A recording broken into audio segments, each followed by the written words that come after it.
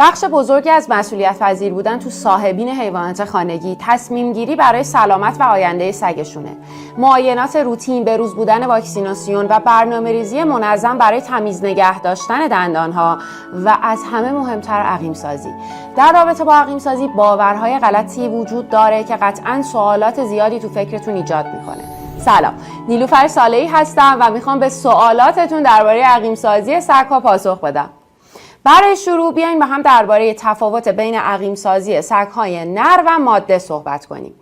به عقیم سازی تو سگ‌های نر کاستریشن گفته میشه. برای این کار جراح دامپزشک بیضه ها رو که منبع اصلی هورمون مردانه یعنی تستوسترون هست رو خارج میکنه. برای عقیم کردن سگ‌های نر از روش وازکتومی هم استفاده میشه. در واقع تو روش وازکتومی بدن سگتون همچنان تستوسترون رو ترشح میکنه ولی قابلیت بارور کردن ازش گرفته میشه. انتخاب کردن بین این دو مورد به سلامت فیزیک، شرایط زندگی و روحیات سگتون برمیگرده و حتما باید قبل از تصمیم گیری با دامپزشک مشورت کنید. تو سگ‌های ماده به عقیم سازی اسپیینگ گفته میشه. تو این روش جراح تخمدان‌ها و رحم رو از بدن سگ خارج میکنه. این کار باعث میشه که سگ نتونه تولید مثل کنه و فحل هم نشه. ممکنه بپرسین چرا من باید سگم رو عقیم کنم؟ قبل از اینکه به تأثیرات عقیم سازی در سلامت سگ‌ها برسیم، باید بگم که کافیه یه نگاه به پناهگاه‌ها کنید یا نه، حتی یه نگاه به خیابونای شهرتون بندازین. این تعداد سگ بی سر و بررسی که وجود داره جواب اصلی سوالتون رو میده. سالانه تعداد زیادی از سگ‌ها وارد پناهگاه‌ها میشن ولی یه بخش کوچیکی خونه و خانواده پیدا میکنن. سال 2020 تحقیقی درباره عقیم سازی و سن مناسبش انجام شد که تو این تحقیق مزایا و معایب عقیم سازی برای 35 نژاد بررسی شد. در نتیجه مشخص شد که نمیشه برای تمام سگ‌های نسخه پیچید. عقیم کردن یا نکردن یه سگ به فاکتورهایی مثل نژاد، ژنتیک، جنسیت و سبک زندگیش بستگی داره. مثلا تو نژاد بوستون تریر عقیم کردن سگ ماده تا قبل از سن 6 ماهگی خطر ابتلا به اختلالات مفصلی رو افزایش نمیده، ولی تو سگ‌های نر همین نژاد عقیم سازی قبل از 1 سالگی اختلالات مفصلی و ابتلا به سرطان رو به مقدار چشمگیری افزایش میده.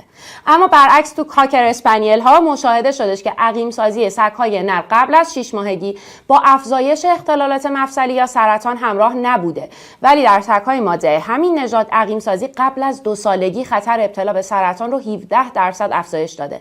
2 تا مثال دیگه هم میزنم. در رابطه با نژاد پامرانیان به این نتیجه رسیدن که عقیم سازی در سگ‌های نر و ماده باعث ایجاد اختلالات مفصلی و ابتلا به سرطان نمیشه. اما در نژاد گلدن رتریور عقیم سازی سگ‌های نر قبل از 6 ماهگی 25% و بین 6 تا 11 ماهگی 11%، در سگ‌های ماده قبل از 6 ماهگی 18 و بین 6 تا 11 ماهگی 11% خطر ابتلا به اختلالات مفصلی رو افزایش داده.